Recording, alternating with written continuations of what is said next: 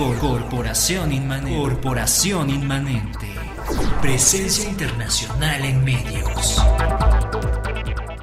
Ya estamos de regreso, amigos, en el Playa Girón. Y David Méndez ni me puso la de Para Reconquistarte, del Marcos Yunas. ¿Por qué, David Méndez? ¿Por qué me haces quedar con el público del Playa Girón? Bueno, la vamos a poner ahorita, en el siguiente corte vamos a poner Para Reconquistarte, de Marcos Yunas, porque se la voy a poner a mi mujer, se la voy a dedicar. Porque además ya se enojó conmigo porque dice que le hago más caso a Ícaro que a ella, que no sé qué, que me exige el divorcio, no sé qué, que se va a ir de la casa por culpa de que le pedí el consejo a Ícaro, que no le hago caso, que mejor me agarre a besos a Ícaro. Ya ven cómo son las mujeres que de repente se enojan. Entonces yo creo que hoy me va a tocar dormir en la sala, y más con este frío que está haciendo en Puebla en estos días. Sí se dieron cuenta, creo que amanecimos como bajo cero o a 0 grados o algo así. Está fuerte el frío, a -2 amanecimos el día de hoy en Puebla. Yo anoche me quedé escribiendo como hasta las 3 de la madrugada, vaya. Hay unos poemas que tengo, estaba yo tratando de hacerles algunas correcciones, y sí se sentía frío, pero ya que llegué a la cama y me acosté, estaba yo temblando del frío que hacía. Pero bueno, siguiendo con el tema del comunismo, en la Asociación Internacional de los Trabajadores se evidenciaron los conflictos ideológicos entre anarquismo y marxismo. La principal diferencia entre estos dos grupos fue que los marxistas proponían un periodo de transición después de la revolución social, antes de la disolución final del Estado, idea que los bakuninistas no aceptaban, considerando que la revolución debía acabar inmediatamente con el Estado. El resultado final de esta división fue la expulsión de los anarquistas y anarcosindicalistas de la Primera Internacional y su posterior disolución en 1876. El anarcocomunismo es anarquismo porque niega toda jerarquía, y es comunismo porque busca una sociedad comunista. La sociedad comunista es una sociedad sin Estado, donde toda la propiedad es común, representada entre otros por Pedro Kropotkin y Enrico Malatesta. En los desarrollos posteriores a Marx del comunismo marxista, ha existido cierto debate sobre cuáles son los métodos más eficaces para lograr un cambio del sistema socioeconómico capitalista. En gran parte estos debates y desarrollos de estrategias consiguientes han estado ligados a personas influyentes dentro del movimiento comunista internacional. En ocasiones el debate ha estado más caracterizado por alineamientos personales con los principales teóricos que por verdaderas e irreconciliables posturas ideológicas. El marxismo-leninismo engloba en realidad a varios desarrollos del marxismo posteriores al propio Marx.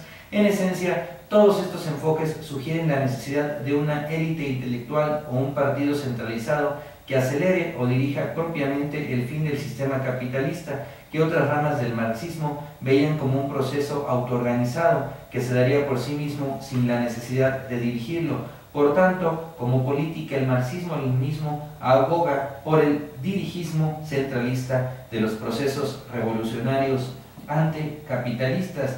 El maoísmo, denominado habitualmente en Occidente como maoísmo, pero originalmente y oficialmente en China como pensamiento de Mao Zedong o pensamiento Mao. Esta corriente son los aportes teóricos y prácticos que desarrolló Mao Zedong entre 1893 y 1976 en la Guerra Civil China, y que significaron un desarrollo sustancial del leninismo. Los aportes son la adaptación del marxismo-leninismo a un país principalmente agricultor y con muy pocas industrias y una sociedad feudal. Otra corriente es el comunismo de consejos, surgido a partir de la Revolución Alemana y de la ruptura de la izquierda comunista germano-holandesa con los bolcheviques rusos. El comunismo de consejos hizo centro en la autoorganización de la clase proletaria en los consejos obreros, en vez de la dirección política de la misma de un partido revolucionario. Sus principales referentes fueron Otto Rühle, Anton Pannekow y Paul Matthijs. Además, existen nuevas corrientes comunistas como el austromarxismo. El austromarxismo surge a partir de la mezcla de principios del capitalismo con principios leninistas y marxistas. Existe también el socialismo autogestionario.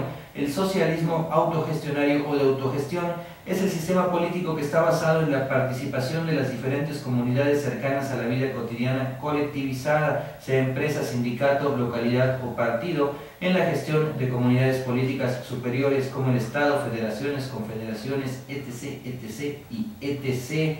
Además, tiene historia el movimiento comunista. El movimiento se ha desarrollado organizativamente a través de la historia por medio de diversos movimientos políticos. Este desarrollo se ha llevado a cabo mediante la formación de las internacionales comunistas. La primera internacional fue la primera organización que reunió a los sindicatos y a los partidos asociados a la clase trabajadora. Se fundó en Londres durante una reunión entre trabajadores llevada a cabo en St. Martin's Hall.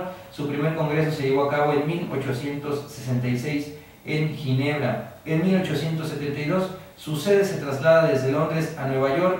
En su momento, la Internacional llegó a contar con 1.2 millones de miembros en todo el mundo, aunque su gaceta oficial publicaba 8 millones. En la Asociación Internacional de los Trabajadores se evidenciaron los conflictos ideológicos entre anarquismo y marxismo. La AIT no debe ser confundida con la Asociación Internacional de los Trabajadores, fundada en los años 1922 y 1923 por los anarquistas y anarcosindicalistas. Luego sigue la Segunda Internacional. Tras varios fracasos por refundar la Primera Internacional, se fundó en 1889 la Segunda Internacional, que agrupó a diversos partidos socialistas y laboristas. La SI es parte de la historia del comunismo únicamente en referencia a los grupos al interior de esta que luego formaron la Tercera Internacional debido a su carácter eminentemente socialdemócrata. La SI se disolvió en 1916 después del inicio de la Primera Guerra Mundial. La Segunda Internacional asentaría las bases de lo que sería la socialdemocracia actual. La Tercera Internacional, la hoz y el martillo que vemos en las banderas, por ejemplo, como en la reunión de ayer, habían muchas banderas rojas con la hoz y el martillo amarillos, son símbolos del comunismo adoptados por los partidos marxistas-leninistas a partir de la Tercera Internacional, tal como aparecerían después en la bandera de la Unión Soviética. Al disolverse la Segunda Internacional, los grupos socialistas revolucionarios que se habían opuesto a la Primera Guerra Mundial convocaron a la conferencia de Zimmerwald en septiembre de 1915 y a la conferencia de Kiental en abril de 1916. Estas conferencias fueron el antecedente directo de la Tercera Internacional, también conocida por su abreviatura en ruso como Comintern, Internacional Comunista, la cual fue fundada en su primer congreso de Petrogrado en 1919 por iniciativa del Partido Comunista de la Unión Soviética. La Tercera Internacional rompió definitivamente con los grupos socialdemócratas y siguió las directrices marcadas por el Partido Comunista de la Unión Soviética. En esta internacional también se manifestó el conflicto entre stalinistas y trotskistas. Los trotskistas solo reconocen la legitimidad de los primeros 4 congresos de la internacional, ocurrido antes de la llegada al poder de Hitler en Alemania, momento en el que los trotskistas se separaban definitivamente de la internacional y empieza la formación de una cuarta internacional. El 15 de mayo de 1943, después de celebrada la conferencia de Teherán, el presidium del Comité Ejecutivo Internacional Comunista, teniendo en cuenta la madurez de los partidos comunistas y para evitar los recelos de los países capitalistas aliados, decide disolver la Internacional Comunista.